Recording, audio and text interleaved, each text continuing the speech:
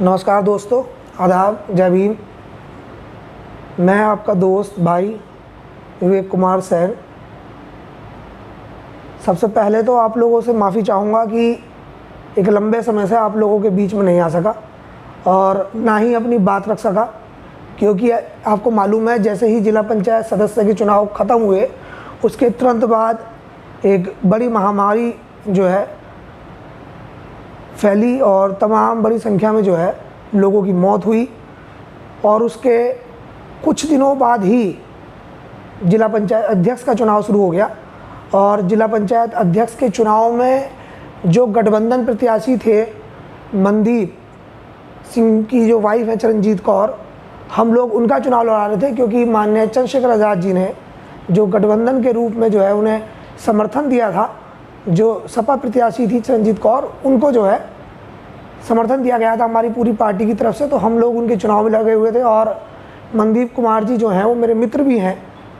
और अभी पिछली 3 तारीख में जो है जिला पंचायत अध्यक्ष का चुनाव हुआ, जिसका परिणाम आप लोगों ने देखा कि कुछ बड़े नेता, मेरे हिसाब से तो आज की तारीख में बड़े नेताओं का मतलब है जो करप्ट है, जो फ्रॉड है, जो चीटर है, जो समाज के साथ भी धोखा करते हैं, अपने नेता के साथ भी धोखा करते हैं और जो प्रत्याशी के साथ भी धोखा करते हैं। जिन लोगों के विश्वास पे, जिन लोगों की बात पे हमने बड़ी बात उनकी रखी और जिनने हमने ये माना कि ये लोग हमारे साथ हैं, उन लोगों ने अंतिम क्षण में आके जो है गठबंधन प्रत्याशी चरणजीत कौर जी को, भाई मनदीप सिंह की वाइफ को जो धोखा दिया है, उसके कारण जो है हम ये जिला पंचायत अध्यक्ष का चुनाव हारे हैं, जो कि हारने लायक चुनाव नहीं था।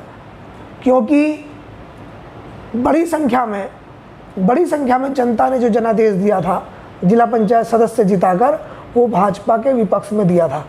लेकिन कई सारे ऐसे लोग इस चुनाव में चुनाव जीते जो लोग बाद में ये कह रहे थे कि हम मजबूर हैं, हमें प्रशासन डरा रहा है, हमें सरकार डरा रही है, हमारे काम बंद हो जाएंगे, हमारे कारोबार बंद हो जाएंगे।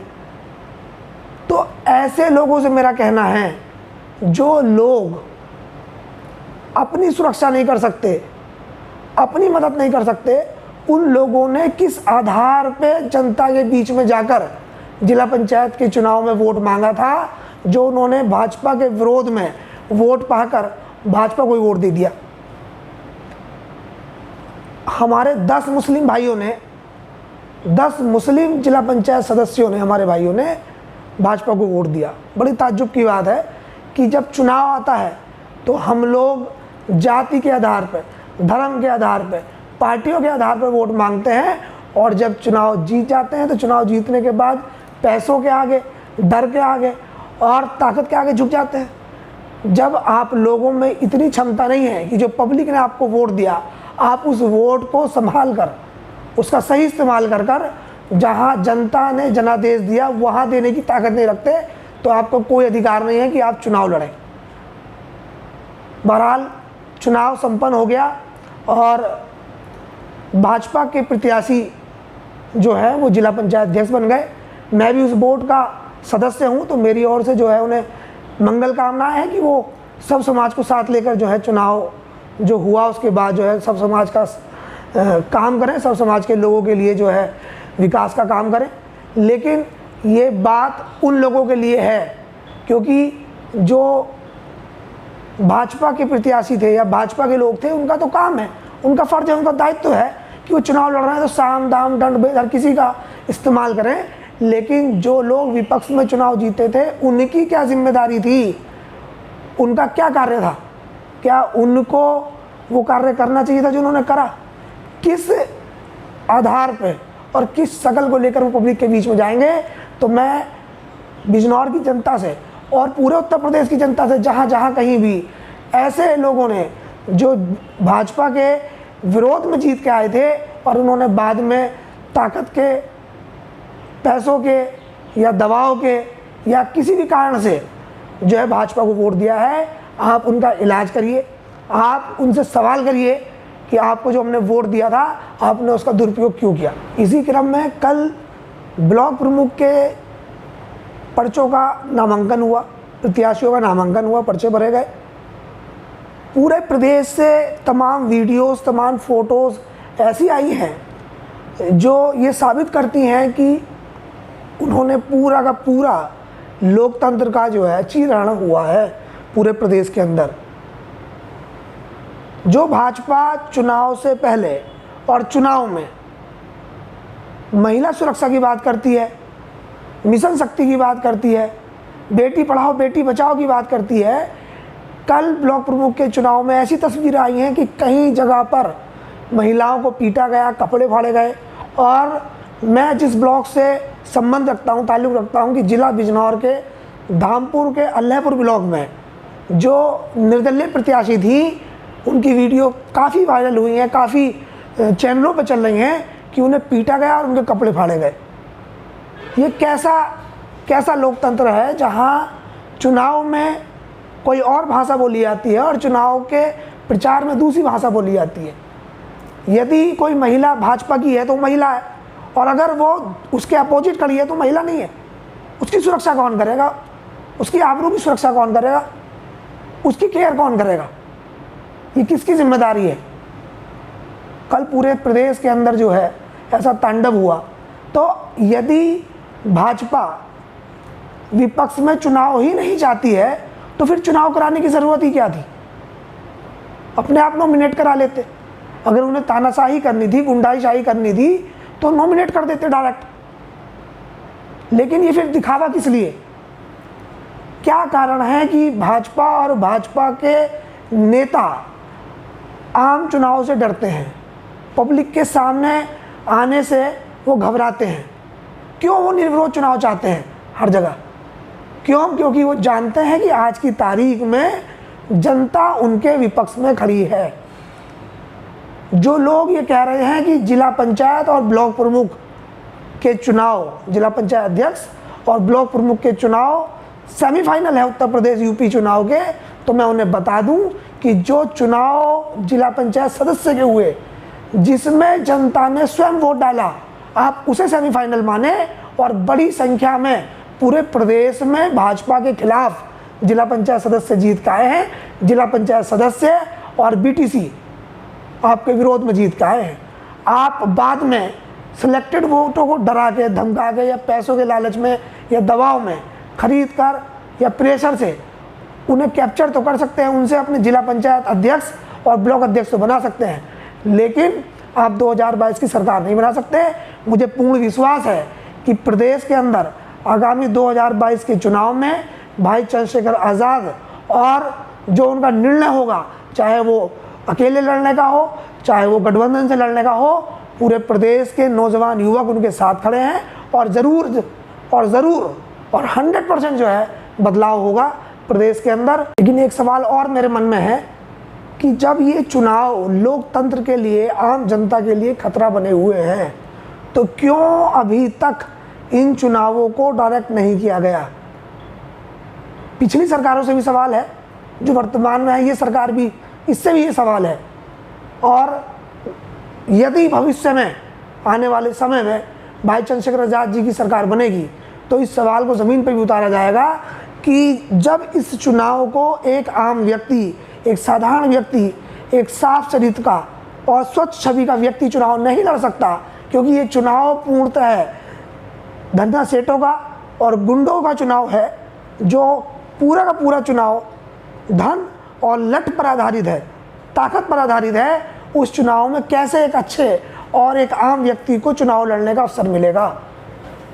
मेरी ये दरखास्त है कि आप सरकार में बैठे लोग इस चुनाव को आने वाले समय में डायरेक्ट चुनाव कराएं, ताकि जनता का जनादेश निकलकर सामने आए।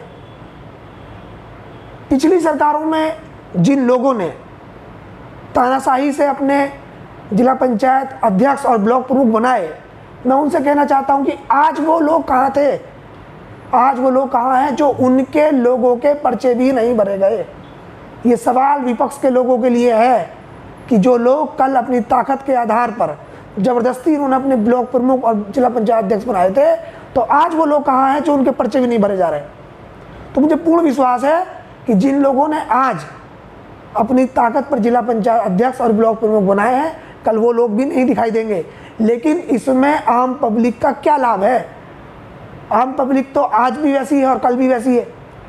कल विपक्ष में बैठे लोगों के ताकतवर और पैसे वाले गुंडे लोगों ने चुनाव जीतकर जो है इस बोर्ड को चलाया है और आज सत्ता के लोग कर रहे हैं, लेकिन आम पब्लिक का तो कोई लाभ नहीं है। तो आम पब्लिक के लिए, नौजवानों के लिए और समाज के विकास के लिए चुनाव डायरेक्ट होने चाहिए।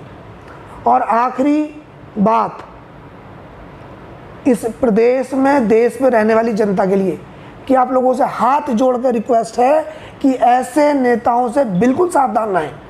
और ये नौजवान जो आज की तारीख में राजनीति कर रहे हैं, ये उनके लिए भी है, उनसे भी रिक्वेस्ट है कि ऐसे नेताओं से बिल्कुल दूर रहें जो लोग आपको अपने चापलूसी में लगाकर, आपको झूठे सपने दिखाकर, आपके समाज के लिए झूठे वादे कर कर आप लोगों का वोट लेने का काम करते हैं, आपको इस्तेमाल करने का काम करते हैं। आप लोग उनसे दूर रहें और आगामी चुनाव में मुद्दों पर वोट दें।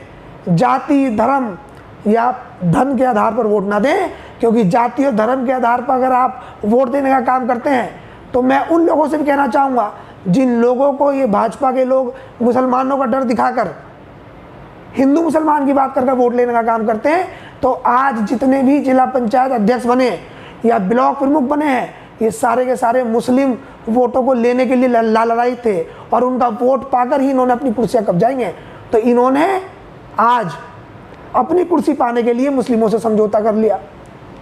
दूसरी ओर जो मुस्लिम भाई आपको हिंदू मुसलमान की बात कर कर, जात और धर्म के नाम पर कि मैं आपका भाई हूँ, आपका कौम का हमदर्द हूँ, आपके कलमे का शरीक हूँ और आपका वोट लेने का काम करते हैं, आज उन्हीं लोगों ने जो पूरी की पूरी सरकार आपके ऊपर जुल्म जाती कर रही है, जो एनआरसी सीए लाए, जो एनआरसी ने जिन्होंने लागू करी, जिन्होंने सीए लागू करा, जिन लोगों ने जुल्म जाती करी, जिन्होंने आपके बच्चों पर अत्याचार करने का काम करा, आज पूरे देश में दलित मुसलमानों पर अत्याचार में कोई कमी नहीं है, उन्होंने पैसों के आधार पर उन्हें वोट दे दिया। तो आप बताइए, ना तो भाजपा को मुसलमानों से वैर है और ना उन मुस्लिम नेताओं को भाजपा से वैर है जो आपको डर दिखाकर आपका वोट लेने का काम करते हैं। तो मेरा आपसे रिक्वेस्ट है कि आप हिंदू मुसलमान के नाम पर वोट ना करके मुद्दों पर वोट दें, शिक्षा पे वोट दें, चिकित्सा पे वोट दें, सुरक्षा पे वोट दें, न्याय व्यवस्था पर वोट दें और ये कह के बात करें कि भैया ये बता दें कि हमारे लिए, हमारे समाज के लिए, हमारी नौजवान पीढ़ी के लिए तुम काम क्या करोगे, उस काम के आधार पर आपको वोट देंगे। आज पूरे देश के अंदर भाई चंद्रशेखर आज़ाद जी के द्वारा बहुजन साइकिल यात्रा का जो है कार्य चल रहा है और ये यात्रा का कार्य ये है, इसलिए है कि जो बाबा साहब भीमराव अंबेडकर जी संविधान में लिख कर गए हैं, जो अधिकार हमें दे के गए हैं, उनकी पूर्ण जानकारी हम लोगों तक पहुँचे, हम लोग जागरूक हों।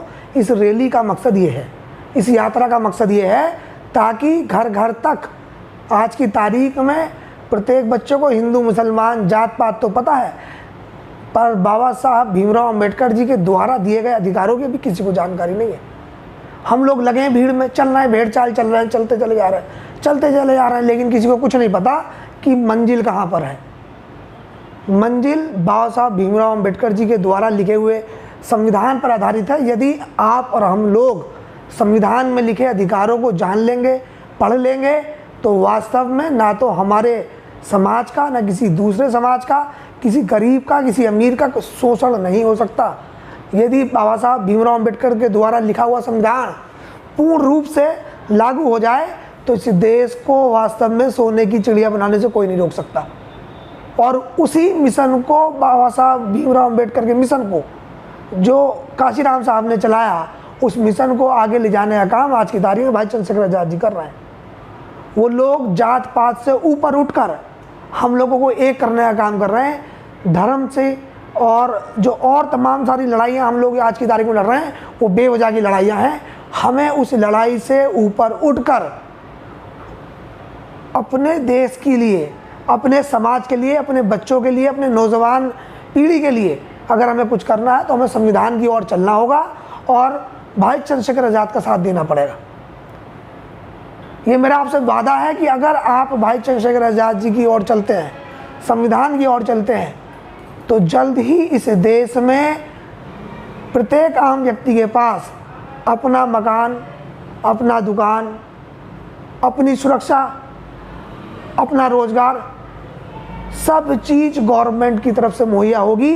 ये मुझे पूर्ण रूप से विश्वास है, क्योंकि बाबा साहब भीमराव अंबेडकर ये सारी चीज़ें हमें संविधान में लिख कर गए हैं कि ये जो भी सरकार देश में होगी उस सरकार की जिम्मेदारी होगी। लेकिन आज सारे के सारे लोग अपनी नैतिक जिम्मेदारियों से बचकर हिंदू मुसलमान, मंदिर मस्जिद की लड़ाइयों में हमें लगा रखा है।